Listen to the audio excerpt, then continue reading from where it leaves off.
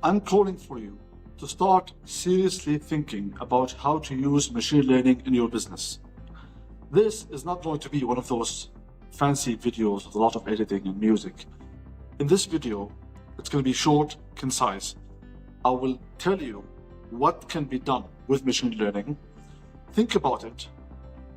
Think about how you can do it in your business, and then write me in the comments below if you have any questions or you have any ideas, and I'll be happy to reply and help you. Okay, so I'm Dr. Al-Khayer. I'm the founder and CEO of BrainBridge Solutions.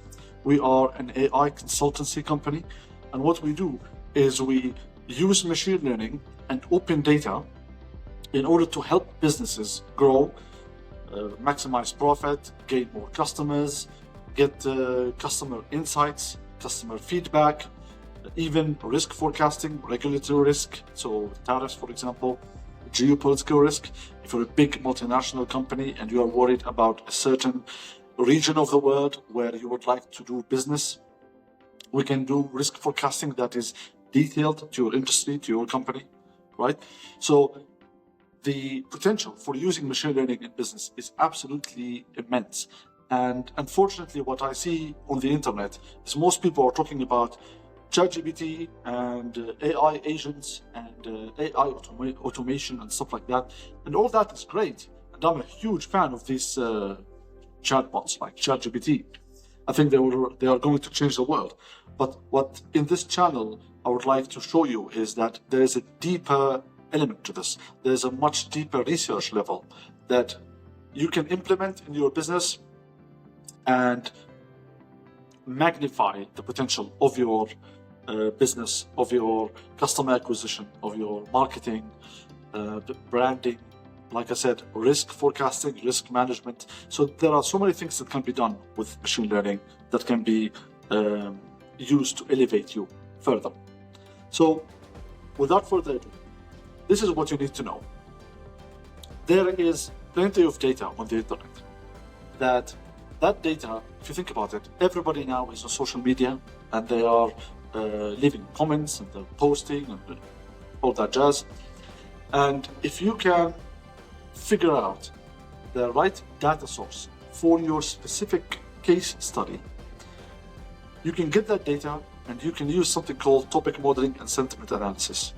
Okay, so we have, in my company, we have been doing this for quite some time now, and we have done a number of case studies. We did one on Trump tariffs, we did one on BYD electric cars, and what customers think about in the UK. Why is it taking over? What do people think of BYD cars in the UK? And now we are working on a project closely with Turkcell in Turkey, and we are using publicly available data sources to tell them what their customers are looking for in terms of providing the best network coverage, in terms of the pricing model, in terms of feedback to customer service, all that. So whatever your business is, do the following. Consider, where do your customers or your potential customers exist on the internet, right? So let's say in the case of BYD, you look for reviews of BYD cars, of electric cars, right? You look for the reviews on YouTube. Then you gather all this data, you gather what the videos are saying and what the comments under them are saying. And you end up with a huge amount of data that represents thousands of people, okay? Those people are either customers, let's say, of BYD, or people who are at least thinking about it, contemplating about it. You get all that data, and then, here's the magic, then you use topic modeling and sentiment analysis, okay? So the topic modeling and sentiment analysis for now is a little bit early for you, but just think about the data source. Think about, where do your customers exist?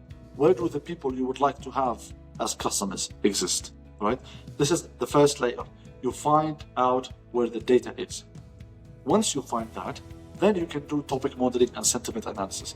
Now, here in this video, I'm not going to go in technicalities because it's a little bit technical, but I really urge you to look up these terms and then think about how these can be used in your business. Once you have the data and then you do topic modeling on it.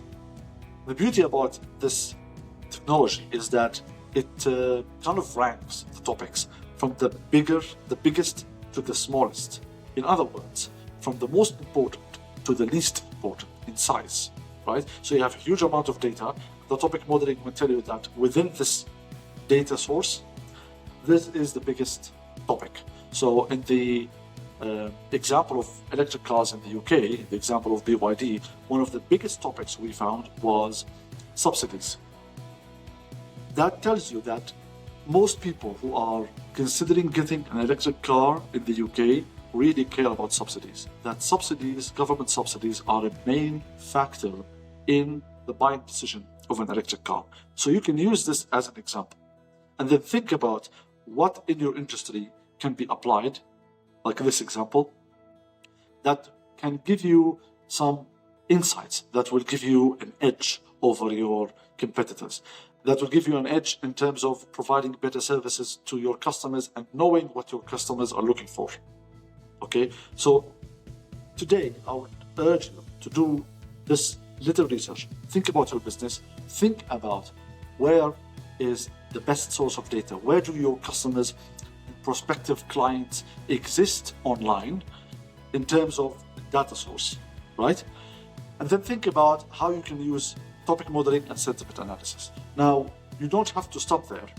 I would happily reply to your questions. All you have to do is answer these questions that I told you, and then tell me in the comments below, and then I can give you ideas on that. So even if you don't know how to use topic modeling, you can just give me a description of what your business is. What do you think where do you think your clients exist, right? You can drop that in the comments below, and I'll be happy to help. I'll reply to you.